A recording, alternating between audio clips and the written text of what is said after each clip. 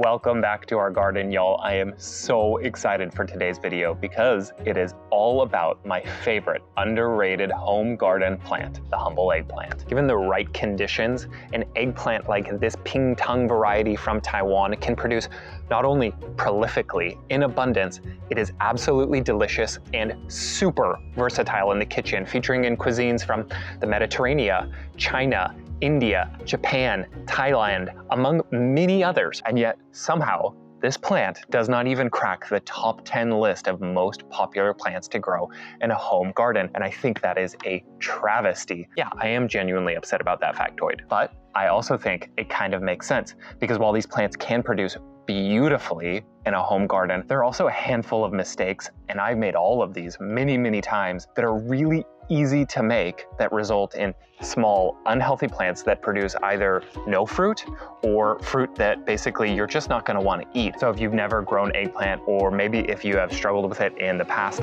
I really hope today's video is gonna help out with that, because fixing these 5 mistakes is what has taken us from comically horrible eggplant harvest to big bundles of these delicious fruit in our own home garden. So let's fix them together. Eggplant growing mistake number 1 has to be transplanting your eggplants into the ground at the same time as your tomatoes. Eggplants don't want anything to do with being in the ground until those soil temperatures are at least 60 degrees Fahrenheit, and even better, 65 degrees Fahrenheit. There's kind of an interesting relationship between air temperature and soil temperature, but generally speaking, that means you don't want to transplant out your eggplants until low temperatures overnight are at least 55 degrees Fahrenheit. 50 degrees, absolutely bare minimum. And honestly, y'all, that is pushing it. Now keep in mind, that is 5 to 10 degrees warmer than tomatoes are comfortable with. Tomatoes are simply a cold, hardier plant than eggplants.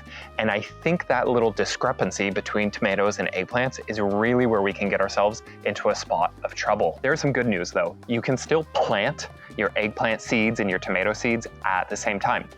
Eggplants tend, particularly in those beginning phases, to grow just a little bit slower than tomatoes.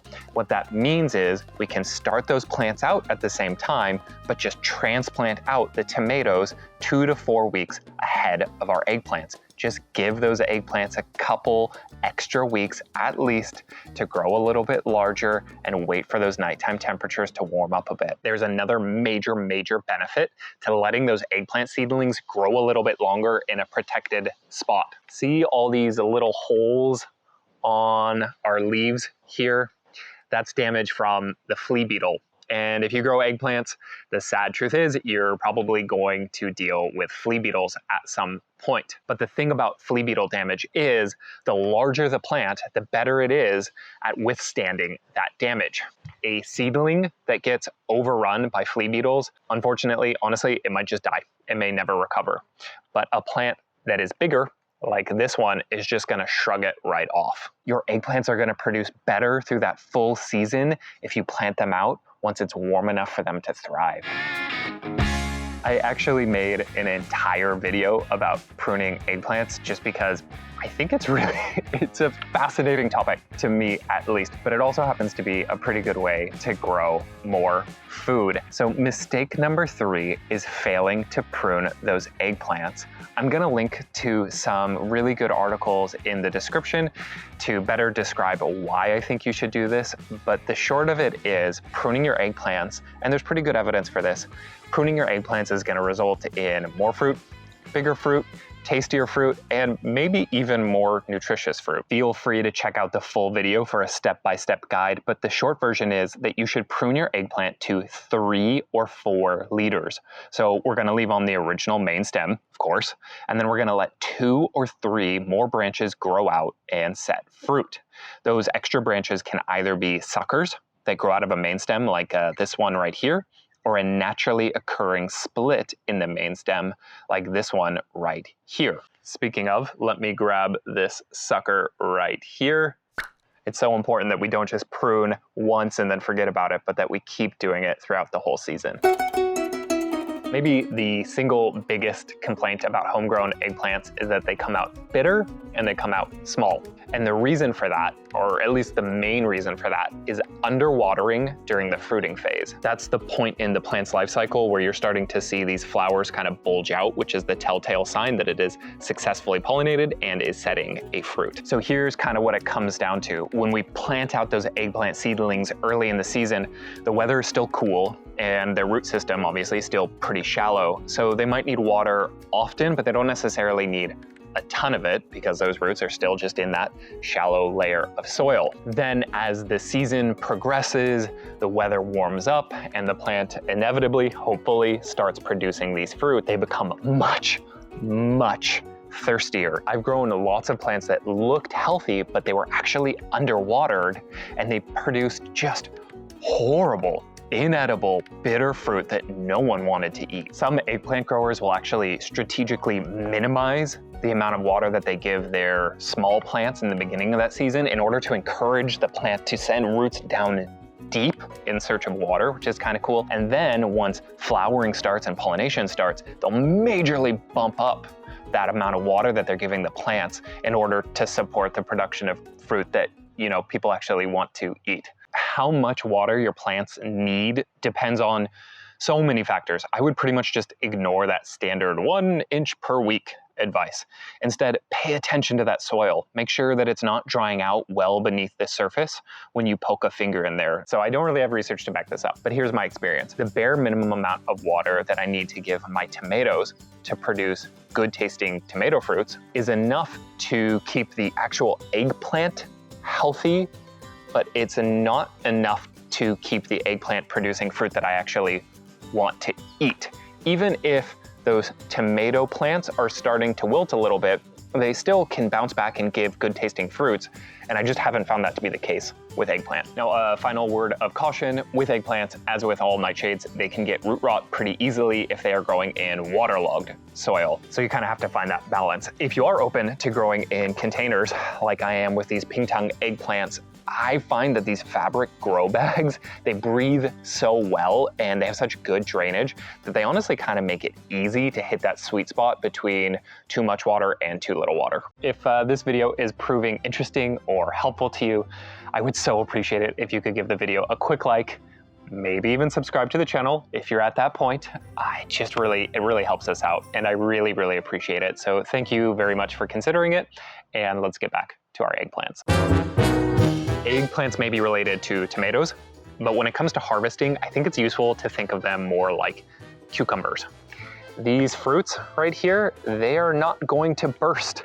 They are not going to wilt, or at least they're not going to do those things until it is way too late. They are not going to tell you, obviously, when they are ready to pick.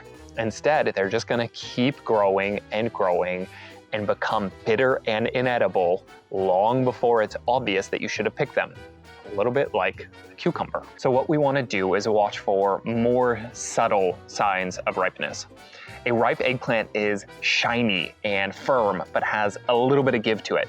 If it has started to go kind of dull and matte and soft, it's gone too ripe. You're basically better off picking them when they're too small than when they're too big. Don't worry about overthinking it too much though, because you can always pick one and cut it open and use it as a reference point for future eggplants. If you cut it open and the flesh is still soft and creamy and the seeds are small and soft and sort of only slightly visible, you're good to go. If you cut it open and the seed cavity is full of seeds and those seeds are kind of crunchy, you know that you've waited too long. In either case, ripe or overripe, at least you're gonna know for when you go to pick that next set of eggplants. Speaking of harvesting, do not harvest your eggplant by hand. All you're gonna get is a prickle in your hand and a broken stem. These eggplant calyxes, these stems, are like wood, y'all. This is a job for a good pruner.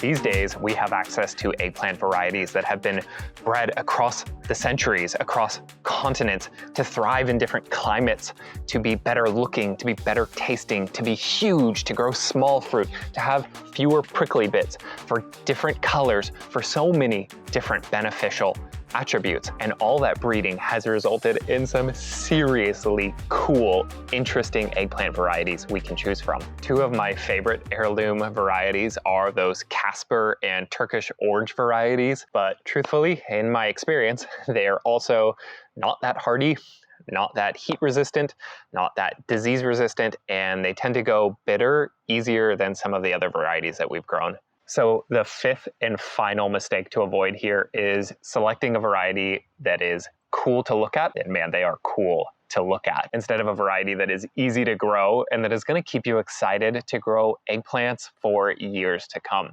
If you are interested in my recommendations, for some reason, this Pingtung variety right here is a super popular favorite for a reason. It not only produces a lot of eggplants, they taste very nice. They're these sort of pretty, long, skinny eggplant fruits that go really, really well in curries. It's also an heirloom variety, which means that you can save the seeds from these fruit and regrow them in a future year. I also love this variety called Millionaire from Japan. Millionaire is also super productive, but it's also just generally hardier, and it is one of the fastest maturing, fastest to set fruit varieties out there, which makes it absolutely perfect if you have shorter growing seasons, shorter summers. Both of these are very easy to grow and very forgiving of mistakes.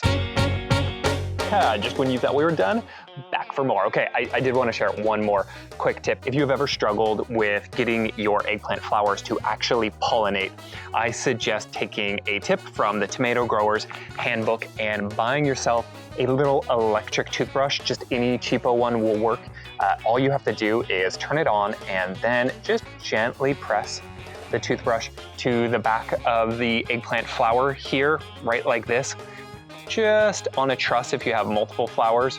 Really super easy to do. You only have to do it for a few seconds, and that is going to result in an almost perfect fruit set rate.